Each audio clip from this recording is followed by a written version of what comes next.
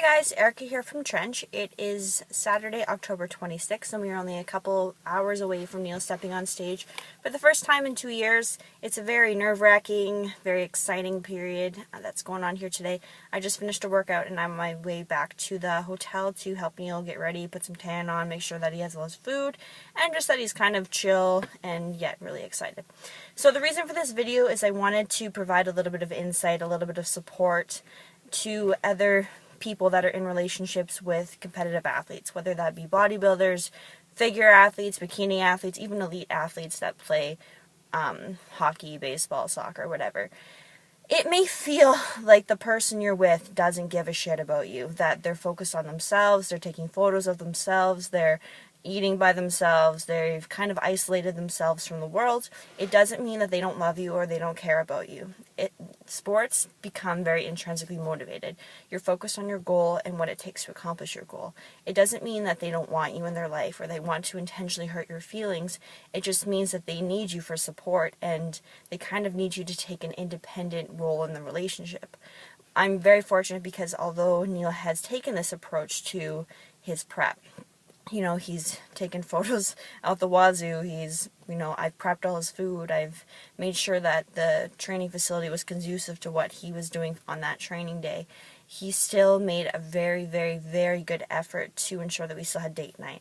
Every single day, I didn't doubt whether he loved me or supported decisions I made or wanted the best for me and what I had going on. He was very, very good about providing that support while still focusing on himself and what he was doing.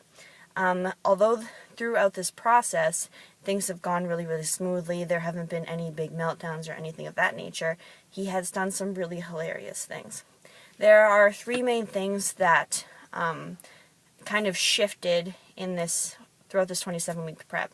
I shouldn't even say shifted, I should say magnified, because Neil's kind of a free spirit, if you will. So, number one thing, Neil breaks into the 180, so he's all excited. He has 20 minutes to get ready to get out of the house.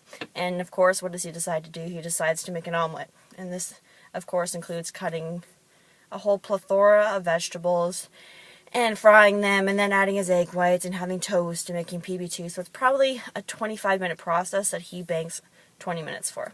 So I give up, I don't want to help him, I don't want to clean this frickin' pan, so I go downstairs and I'm doing my cardio.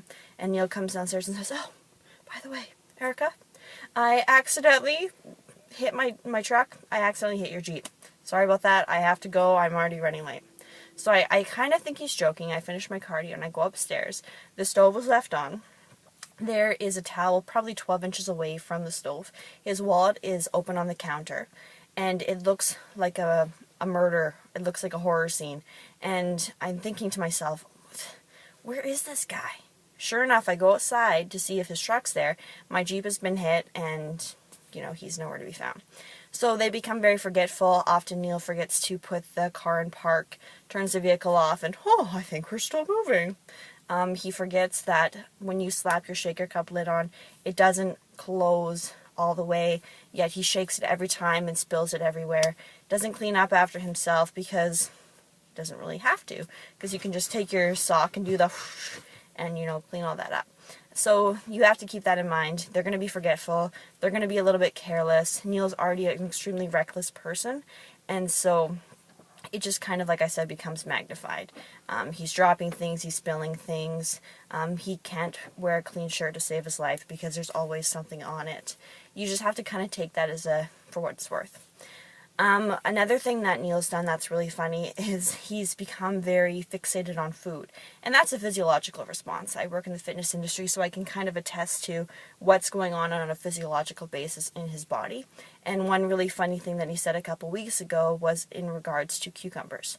I love cucumbers, and if I was cutting a cucumber on a cutting board, and then I were to cut his vegetables to make a sandwich or a salad or something, he would not eat it because it tasted like cucumbers. He looks at me the other day and says, "Erika, I am so hungry.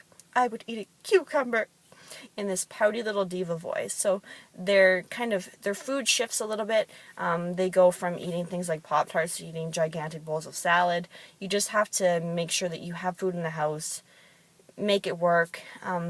I do the majority of the cooking in our house because I don't like cleaning up his messes. So if I can cook it, clean it, I know it's done. Everyone's happy. Another funny thing is his recovery's become really, really poor. So since he's eating in a caloric deficit, he's not going to recover as fast as he once has. So his body's really sore. His hips hurt, his hamstrings hurt, his shredded glutes hurts. And so the other day I was being kind of a clown, trying to cheer up the mood a little bit, and he looks at me and says, "Erika, stop being so funny. It hurts to laugh." And I look at him and I'm like, "Are you serious?" And then he looks at me and says, "Erika, my glutes is so shredded, I think my butthole might fall out." This was kind of the icing on the cake moment for me. I knew at this point that something wasn't right with this child. But one thing I have to give him a lot of credit for is that although he's been forgetful, he's been reckless, he's been kind of disoriented, he still made every single effort to make sure that I feel love, that I'm supported, that we still have date nights, and that we're still focused on being a we and not an I. So although bodybuilding in particular is a very I-focused sport, he somehow found a way to make it we. So the competition this weekend is how are we going to do? How are we going to prepare? How are we going to do this, that, and the other thing? And I think I encourage other competitors to take this approach because it makes having that support so much easier. If you're always fighting with the person that you're relying on for support, they're not going to be as apt to help you out. But if you make it more like okay, so how can we do this? How can we prepare this meal? How can we get this workout in? It's so much easier for the person that's trying to support you. I understand because I compete myself, but for those of you that are in relationships with people that don't understand, it's really important that you make sure that you still kind of care for their needs. They're a human as well. They need to feel loved. They need to feel like you care about them as much as you care about yourself. And that's one thing that Neil has done amazingly well. I'm very excited for our competition today. I'll be sure to post some things on Facebook and Instagram about it. And yeah, that's all for me. Good luck today, baby. Love you.